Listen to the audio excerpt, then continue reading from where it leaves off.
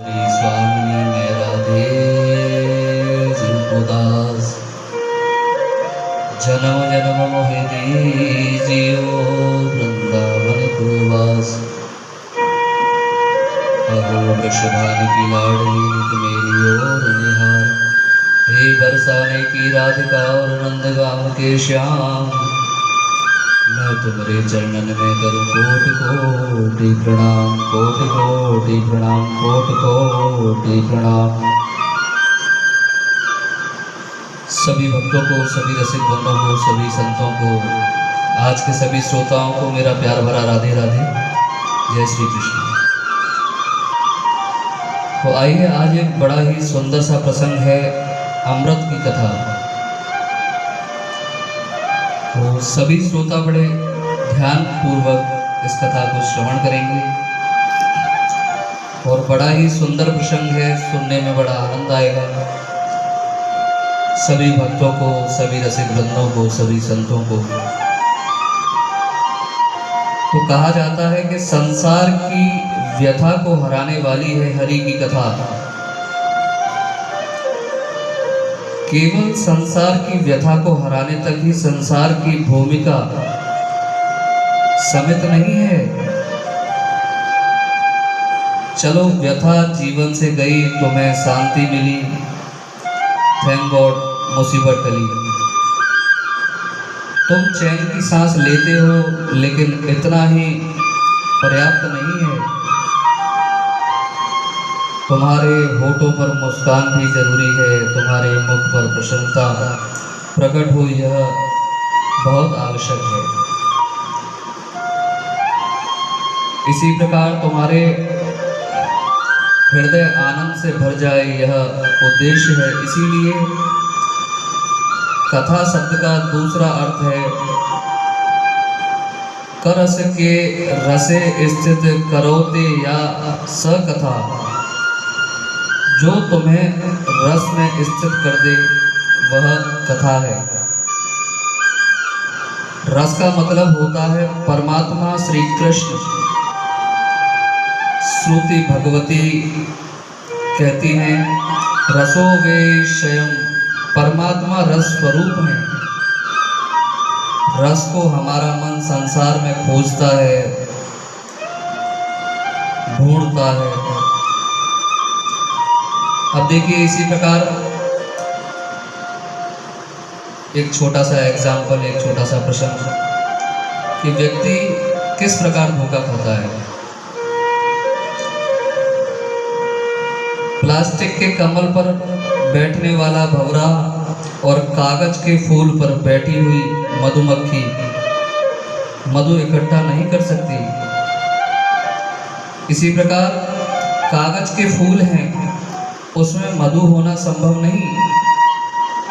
हमारा मन रस की खोज में रहता है। जहाँ रस का अनुभव होता है, मन आनंद रस में डूब जाता है।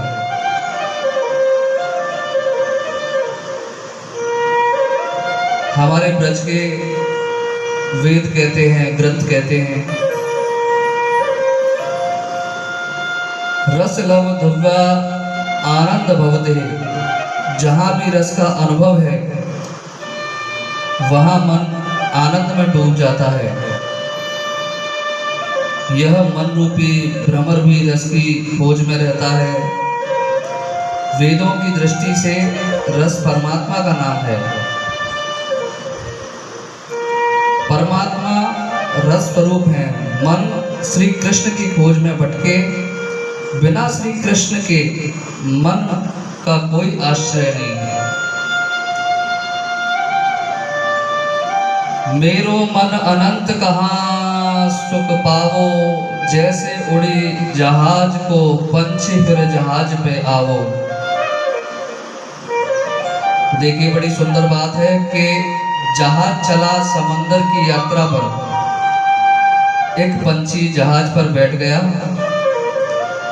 जहाज अपनी सफर करता मध्य समुद्र में पहुंचा। पंछी को उस जहाज का ही आसरा है।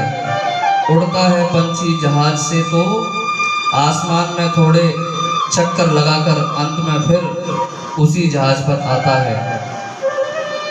उसको टिकने के लिए कोई और ठिकाना नहीं है। हमारे मन के लिए भी सिवाय परमात्मा के और कोई आधार नहीं है।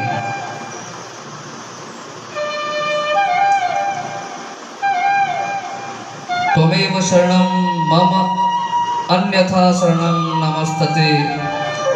त्वमेव शरणं, जैसे उड़ जहाज को पंछी फिर जहाज को आवे, मेरो मन अनंत सुख कहाँ पावे। मन जब तक परमात्मा में नहीं लगता, रस का अनुभव नहीं होता। असली रस वही है, जब तक रस का अनुभव नहीं होता, जीवन में आनंद नहीं रहता। देखो, तुम्हारे जीवन में सुख हो या दुख हो, यह दोनों समाप्त होने वाली चीजें हैं। सुख क्या है? दुख को दबा दिया गया है और सुख रूप पहलवान दुख को हुआ है, समाप्त नहीं हुआ। इसी प्रकार बाजी पलट भी सकती है, फिर एक दिन आयोग की सुख को पटक कर दुख ऊपर सवार हो जाएगा। सुख का काम है दुख को दबा देना, लेकिन आनंद का काम है दुख को समाप्त करना। जहां दुख रहता ही नहीं, जब सुख ना रहे दुख ना रहे, उस स्थिति को आनंद कहते हैं।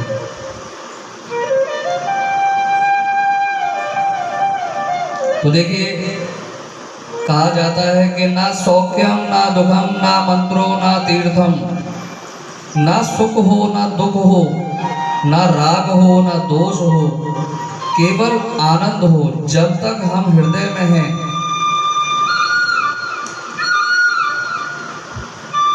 जिस व्यक्ति के, जिस मनुष्य के हृदय में भगवान श्री राम भगवान श्री कृष्ण रहते हैं, वहाँ आनंद ही आनंद है। दैत्य का नाम है दुनिया। यह संसार दो से बना है, सुख दुख हर्ष शोक जय, पराजय मान अपमान, अनुकूलता प्रतिकूलता, सारे द्वंद।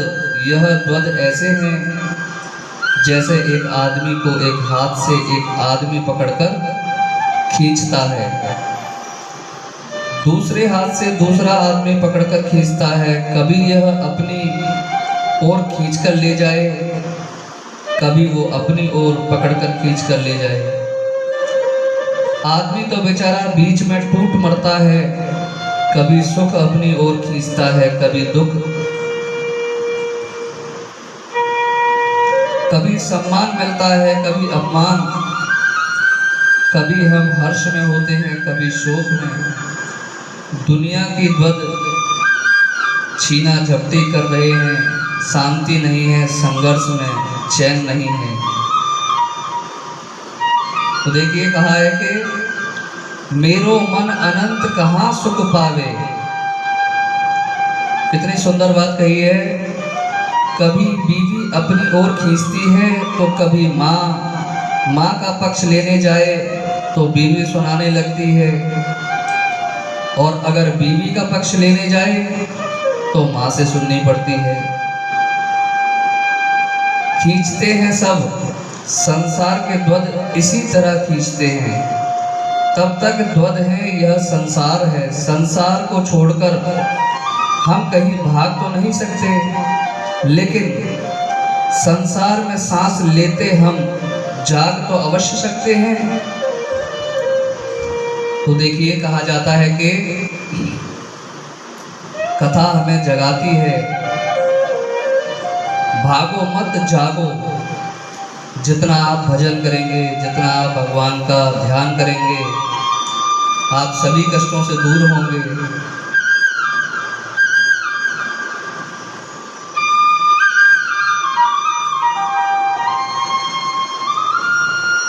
दुखेश अनु द्विविषमाना, सुखेश विगत स्पृह, सुख दुखे समय कृतवा, लाभा लाभो जया जयो। इस द्वंद में तुम कैसे अपने आप को संभाल सकते हो और स्वयं का संतुलन तुम ना खो। कभी गीता आदि शास्त्र यदि उपाय हमें सुझाते हैं, हानि लाभ जन्म मरण मान अपमान सुख दुख, जो सम्मान की अपेक्षा रखता है वह अपमान के लिए तैयार रहे, क्योंकि सम्मान की लालसा में ही अपमान को निमंत्रण है। तुम सुख की कामना करोगे तो दुख के स्वीकार के लिए तुम्हें तैयार रहना ही पड़ेगा। लकड़ी के एक छोर को तुमने पकड़ा तो दूसरे छोर को तुमने अनजाने में पकड़ ही लिया। श्रीमद् भागवत के 8वें स्कंद में समुद्र मंथन की कथा आती है। देव और दैत्य ने मिलकर समुद्र मंथन किया। बड़ी प्यारी कथा है, बड़ी सुंदर कथा है। वीडियो पसंद है तो प्लीज इसे लाइक कीजिए।